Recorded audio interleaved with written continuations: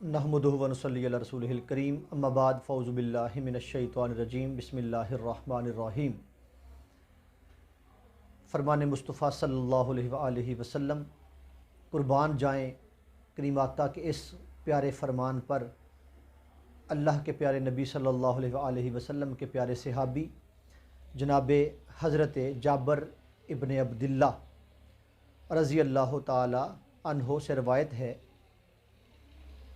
آپ فرماتے ہیں کہ ایک اعرابی بارگاہ رسالت پناہ میں حاضر ہوا۔ اس نے عرض کی کہ اے محمد مصطفیٰ صلی اللہ علیہ وآلہ وسلم، آپ مجھ پر اسلام پیش کریں، مجھے بتائیں اسلام کیا ہے۔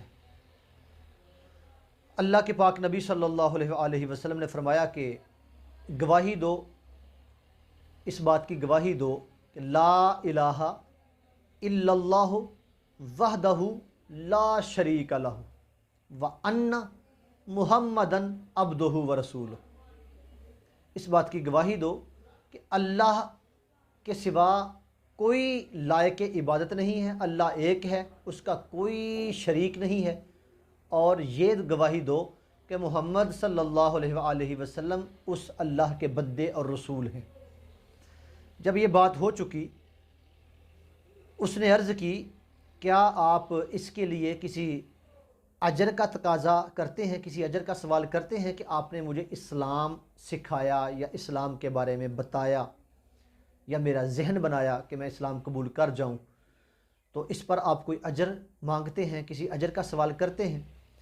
کریم آقا صلی اللہ علیہ وآلہ وسلم نے فرمایا نہیں، اس پر کوئی اجر نہیں ہے سوائے اس کے کہ قریبی رشتہ داروں کی محبت کے۔ اب سائل نے پھر عرض کی یا رسول اللہ صلی اللہ علیہ وآلہ وسلم، آپ کے قریبی رشتہ دار یا میرے قریبی رشتہ دار؟ میرے اور آپ کے لاجپال آقا نے ارشاد فرمایا کہ مجھ محمد کے قریبی رشتہ دار۔ حضرات محترم، قربان جائیے اللہ کے پیارے نبی صلی اللہ علیہ وآلہ وسلم کہ اس فرمان پر جو ہی یہ فرمان مصطفیٰ سنا تو اس شخص نے کہا کہ یا رسول اللہ، اپنا دست حق نما بڑھائیے، اپنا دست حق نما بڑھائیے، میں اس پہ بیعت کرتا ہوں۔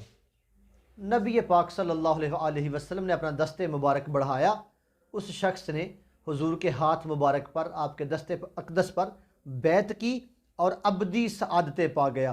اور پھر ساتھ میں اس شخص نے یہ عرض کی اے آقا، یہ تو بڑا آسان کام ہے، مفہوماً عرض کر رہا ہوں کہ آپ نے مجھے اسلام پیش کیا اور کوئی اجر، کوئی صلہ، کچھ سوال نہیں کیا، بس اتنا آپ کا فرمان ہے کہ میرے قریبی رشتہ داروں سے محبت رکھنا، مودت رکھنا۔ تو آقا، جو اب ایمان کی دولت پانے کے بعد، اسلام قبول کرنے کے بعد آپ کے قریبی رشتہ داروں سے محبت و مودت نہ رکھے، اس پر اللہ کی لعنت ہو۔ جب اس شخص نے کہا اللہ کی لعنت ہو، حضور نے کہا آمین۔ اس کا مطلب یہ ہوا اللہ کے نبی کوئی دعا کر دیں یا کسی دعا پر آمین کہہ دیں تو وہ دعا سمجھو قبول ہو گئی۔ تو جس کے دل میں قرابت رسول کا حیا نہیں، قرابت رسول کی محبت نہیں، اس کا مطلب ہے اس پر اللہ کی لعنت ہے۔ حضرات محترم، اب ہمیں کیا کرنا چاہیے؟ رسول اللہ صلی اللہ علیہ وآلہ وسلم کی قرابت کے ساتھ عشق، محبت بلکہ مودت رکھنی چاہیے تاکہ ہم لعنت خدا بندی کے مستحق نہ ٹھہریں، ہم لعنت خدا بندی کے مستحق نہ ٹھہریں اور اللہ کی عنایات اور کرم کے مستحق ٹھہر سکیں۔ اللہ تعالیٰ کی بارگاہ میں دعا ہے اللہ تعالیٰ ہمیں محبت رسول، محبت اہل بیت عطا فرمائے، آمین بجاہ